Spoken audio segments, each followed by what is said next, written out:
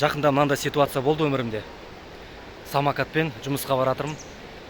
Және самокат бұл транспорт болғаннан кейін не істейміз енді біз кейде андай да правила нужно, чтобы их нарушать деп енді өзімізде кейде бір сондай бір қателіктер істеп кетеміз. Мен алдымда сол самокатпен пешеходтан машина болмағаннан кейін, алыста келатқаннан кейін пешеходтан самокаттан өте салдым да. Тоқтамай, түспей. Негізі заң бойынша самокаттан түсіп өтуім керек болған. Сөйтіп бір водитель өтті да, бауырым, бұл пешеход, бұл жерде сенікі самокат, ол транспорт болып есептелінеді.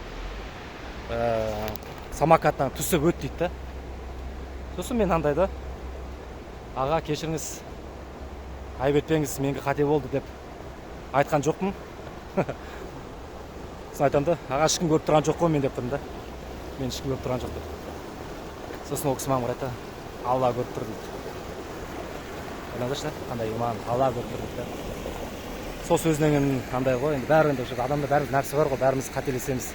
Мен бәрі андай өзімнің қателігімді мойындамай тұрмын да. Сосын ол кісіге айтам, аға деймін да, сіз өзіңіз бір қателік жасамайтындай отырмаңыз деп қоямын да.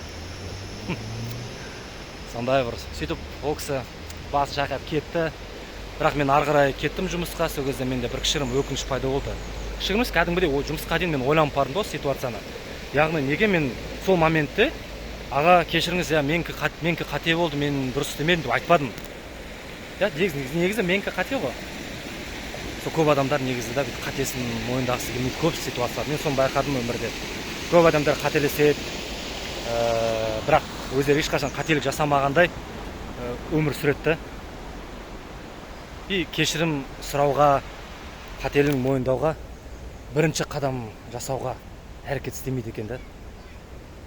Сол жақта маған үлкен бір сабақ болды. Егер осында бір конфликттер болса өмірімде, енді Алла насіп етсе, ең бірінші не істеймін? Сабыр етіп, кешірім сұрап, даже егер менікі дұрыс болса да, бұл жақта ситуацияны қалай біз шешеміз?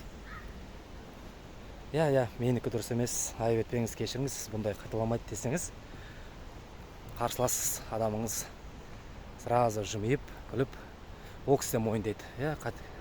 Сен де мені кешіріп қой, сен де айып етпе, менде де қате бар дегендей мойындайтын болады. Өмір тек сондай жағдайда өзгереді. Біз өзіміз өзгерген халде ғана айналамыз өзгереді ғой.